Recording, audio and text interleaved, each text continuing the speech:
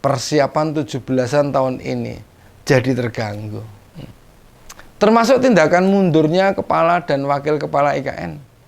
Sebenarnya sebelumnya juga diisi dengan musik. Setelah upacara selesai, acara musik tidak jadi satu dengan upacara.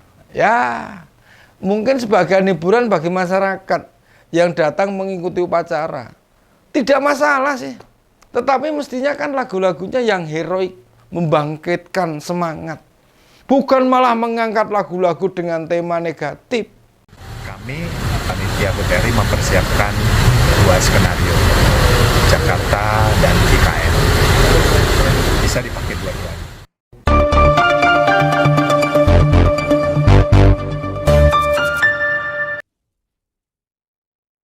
Ya, bicara soal urusan, apalagi urusan ibu kota Nusantara.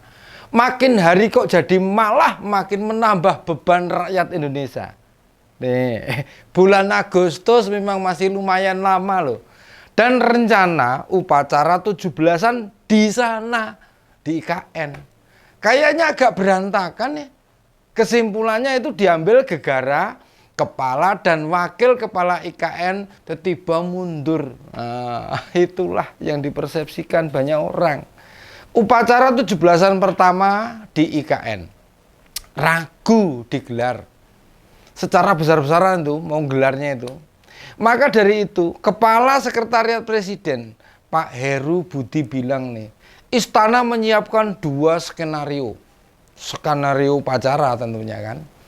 Di IKN ya 17-an dan di Istana Negara juga tetap digelar.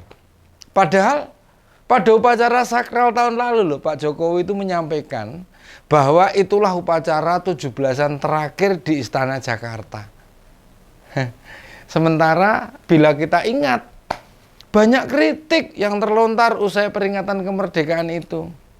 Baik dari kostum yang dikenakan Pak Jokowi, memakai baju adat ageman Songkok Singkepan Agung. Kritik itu dilontarkan sebab hanya dipakai para raja Pakubuwono Hadiningrat. Dan itu menyiratkan keinginan Pak Jokowi yang hendak jadi raja. Bener nih, di tiap upacara 17-an. Presiden loh terbiasa menggunakan baju adat. Bedanya, baju adat yang dipakai tahun lalu hanya dipakai para raja, bukan baju adat yang jamak dipakai rakyat seperti sebelumnya. Tidak hanya baju adat yang dikritik, tetapi juga hiburan yang ditampilkan berupa jejogetan berjudul rungkat. Istana kan tempat khusus yang memang bagi banyak orang membawa aura tempat sakral, sehingga kita perlu menjaganya. Rungkat sendiri itu bermakna runyam, runtuh, tumbang, hancur, lebur. Sementara tempat dan upacaranya sendiri berarti hal yang mesti kita jaga. Apakah ini jadi semacam karma, balasan atas tidak dihormatinya 17 Agustus dan Istana Negara? Entahlah. Yang pasti usai 17-an kemudian pemerintahan kita makin tidak jelas tata kelolanya. Bila kita mau berefleksi di negara kita, hal-hal sakral dan waktu khusus seperti peringatan kemerdekaan mesti diadakan dengan penuh penghayatan, bukan malah jadi ajang jingkrak-jingkrak. Seakan-akan kita ini merendahkan apa yang sudah diperjuangkan para pahlawan. Orang otomatis jadi menghubung-hubungkan persiapan 17-an tahun ini jadi terganggu. Termasuk tindakan mundurnya kepala dan wakil kepala IKN. Sebenarnya sebelumnya juga diisi dengan musik. Setelah upacara selesai, acara musik tidak jadi satu dengan upacara. Ya, mungkin sebagian hiburan bagi masyarakat yang datang mengikuti upacara. Tidak masalah sih. Tetapi mestinya kan lagu-lagunya yang heroik, membangkitkan semangat. Bukan malah mengangkat lagu-lagu dengan tema negatif. Kembali ke soal rencana gelaran 17-an di 2 tempat itu ya. Pak Jokowi akan memimpin upacara di IKN. Sedang di Istana Negara ada Wapres Pak Kiai Ma'ruf Amin. Sama Wapres terpilih Gibran Rakabuming. Kenapa sih terkesan Pak Jokowi ini gerusah-gerusuh dan kebelet sekali ingin upacara di IKN? Padahal membangun sebuah kota yang akan dijadikan ibu kota negara tentu saja tidak bisa dilakukan secara cepat atau singkat.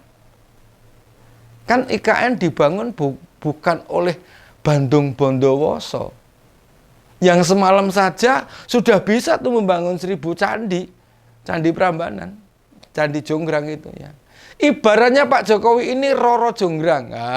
Roro Jonggrang yang ingin IKN siap dalam waktu singkat. Tetapi ternyata nggak ada Bandung Bondowoso di sana yang sanggup mengiyakan permintaan tersebut. Bahkan Kepala Otorita Pak Bambang Susantono dan Wakil Kepala Otorita IKN Pak Doni Rahayu itu mundur dari jabatannya.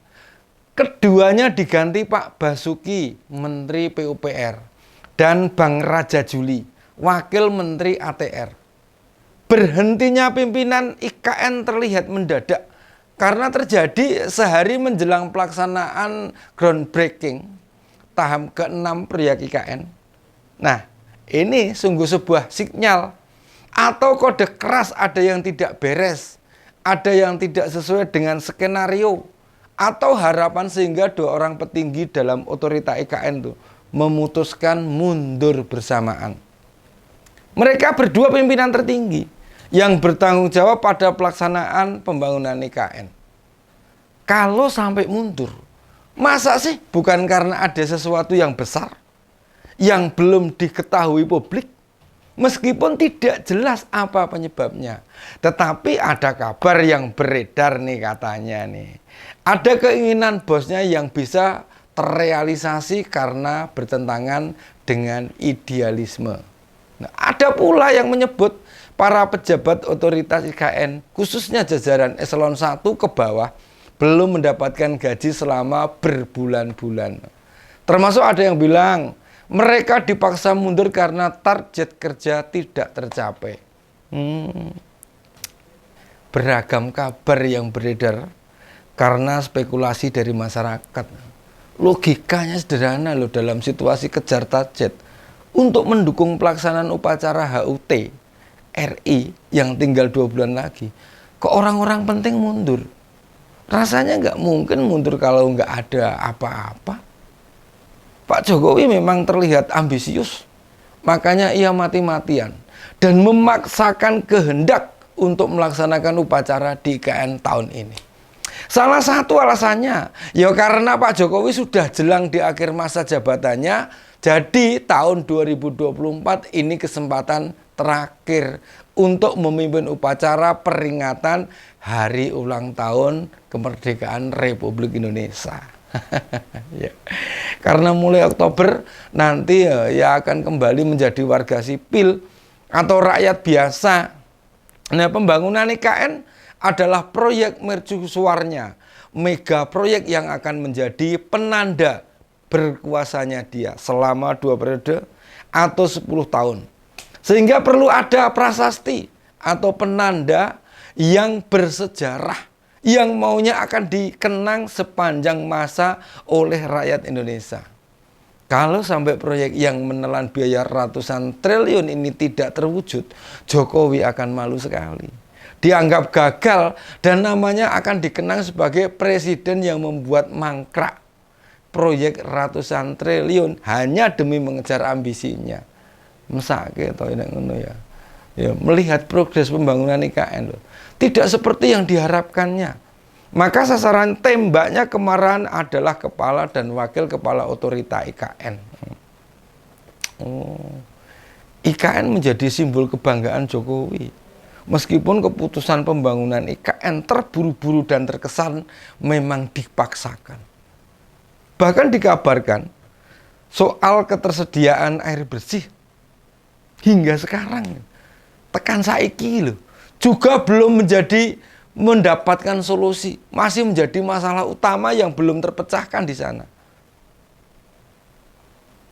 kontur tanah dan kondisi geologi tidak memungkinkan di IKN mendapatkan air bersih.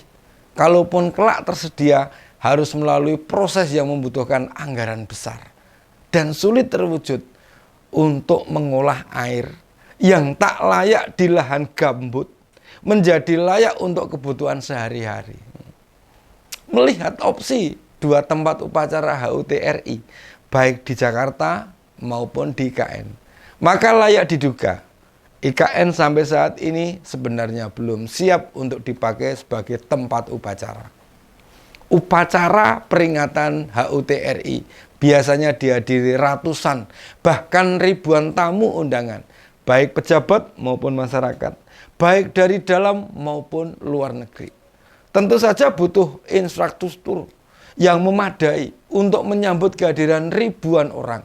Baik itu sasarannya, sarananya dan prasarana transportasi, jalan maupun akomodasi, termasuk di dalamnya ya kebutuhan air bersih. Persatuan Hotel dan Restoran Indonesia atau PHRI menyebut belum ada hotel yang beroperasi di IKN Nusantara hingga 17 Agustus nanti itu. Asosiasi memproyeksikan para peserta upacara akan bermalam di Balikpapan dan Samarinda sebelum ke IKN pada pagi harinya. Padahal untuk sampai di IKN aksesnya belum memadai. Orang banyak dalam waktu bersamaan. Pelaksanaan 17-an di IKN bisa terganggu. Sarana transportasi jalan tol misalnya, yang akan menghubungkan IKN Nusantara dengan Balikpapan dan Samarinda, yang disebut-sebut memangkas waktu dari 2 jam menjadi sekitar setengah jam, sampai saat ini belum selesai. Belum lagi kebutuhan transportasi para peserta undangan dari Jawa ke Kalimantan tidak akan mudah. Maskapai penerbangan yang tersedia belum tentu akan mencukupi kebutuhan untuk mengangkut orang ke sana loh. Ketidaksiapan sarana dan prasarana di IKN tentu saja menghambat pelaksanaan upacara HUT RI yang direncanakan akan dilakukan di IKN. Hingga pemerintahan menyiapkan skenario cadangan untuk melaksanakan upacara di Jakarta seperti biasanya. Lebih baik tidak memaksakan diri demi gengsi, terus terang saja mengakui ketidaksiapan IKN lebih baik daripada terjadi hal-hal yang tidak diinginkan. Ya, demikian opini kali ini. Salam seger waras, tetap semangat dan jaga persatuan. Sampai jumpa.